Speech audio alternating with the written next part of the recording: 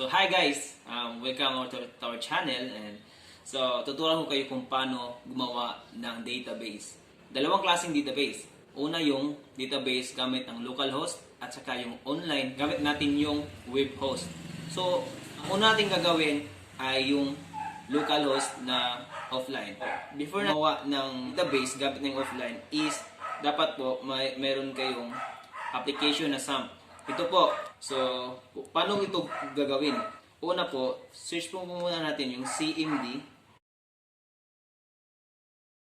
Pagkatapos niyan, CD backslash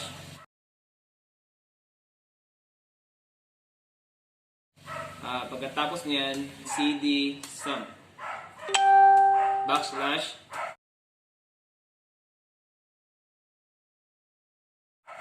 tsaka pagkatapos niyan is CD MySQL backslash, and then pagkatapos niyan CD bin backslash.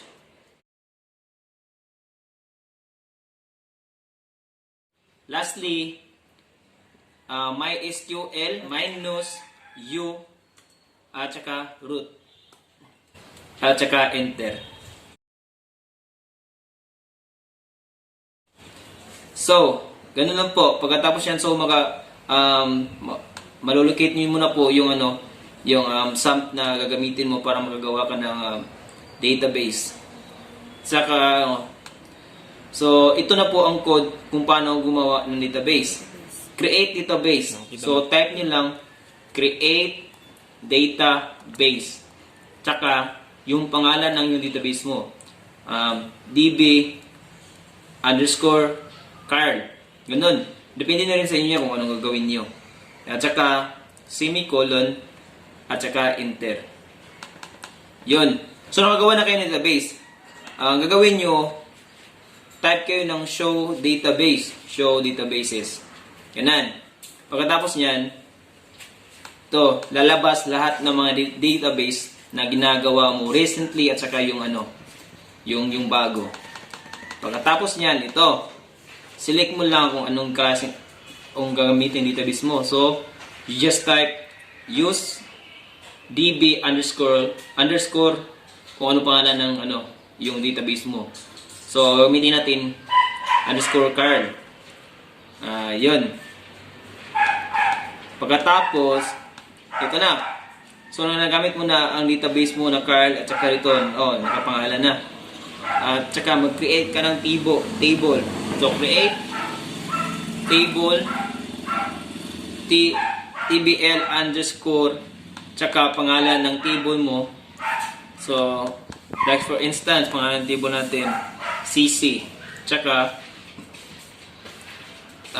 open parenthesis FLD _ username at tsaka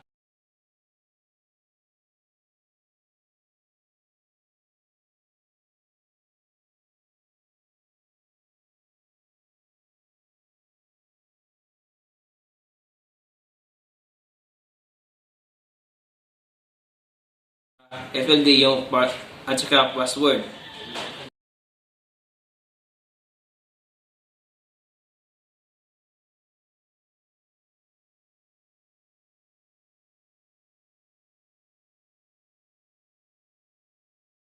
Para saan po yung username? Username po is yung para maglagay ka ng mga name diyan o sa account mo sa database mo kasi database yan eh.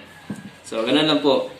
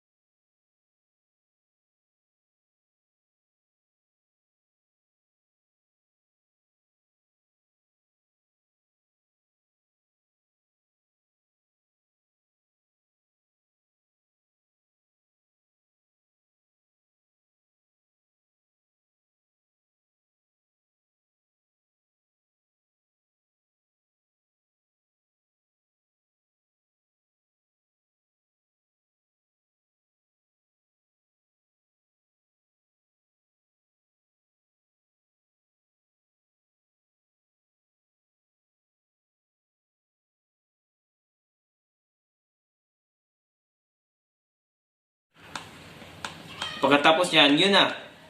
May database ka na, pwede mo siya malocate. Tsaka, ganun. So, actually guys, pwede mo siyang ma-locate din dito sa sa localhost, phpMyAdmin. So, search mo lang sa Chrome kung localhost dito. Type mo lang localhost, phpMyAdmin. Ganyan. Pagkatapos yan, dito makikita mo yan muna yung database mo. Look, alright. Yun. Kung paano magawa ng database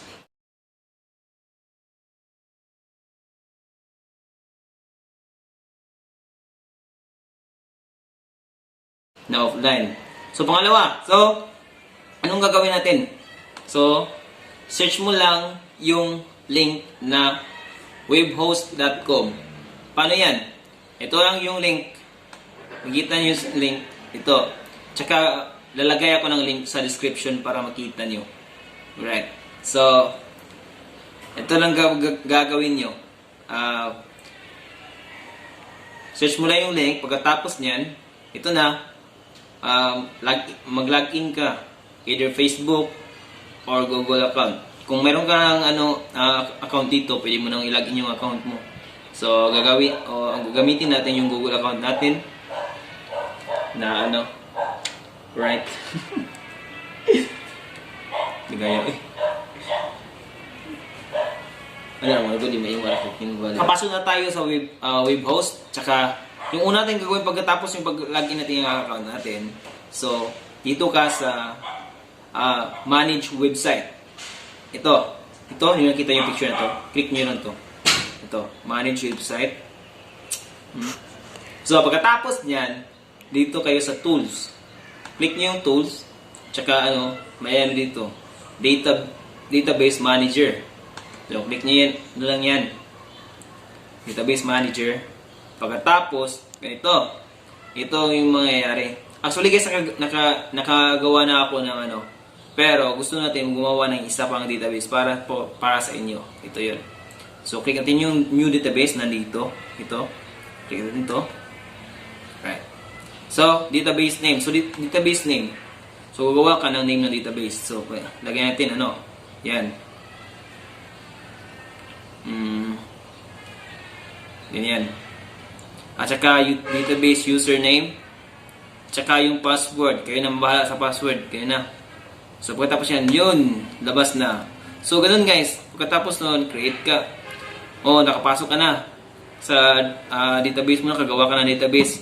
Ito na, yung name. So, gagawan mo lang siya ng table. Insert mo lang kung anong kailangan mo insert. So, ito siya. So, create ka ng ng table mo. Ikaw bahala sa table. Lagay natin, sample. Sample. Yan. Sample table. Tsaka, ilang, So, ito, apat na column. Apat na column. So, create ka table. Ganun. Pagkatapos niyan, sample. So, table. Tsaka ito po yung mga failed niya. Failed. So, ikaw pwede siyang lagyan ito ng ID. Integer kasi ang ID is full numero. Tsaka length value. So, length value, anong length value is yung maximum na number na natin gagawin. So, lagay natin dito length value niya is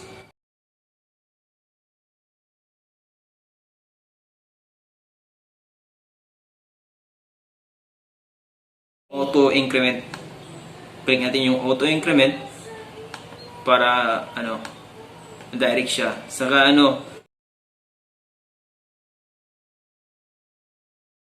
dito, pwede yung first name, last name, tsaka dito age. So ganoon lang guys kasimple magawa ng database online at saka offline. Yun na po yung ating video for today. That's all. Thank you.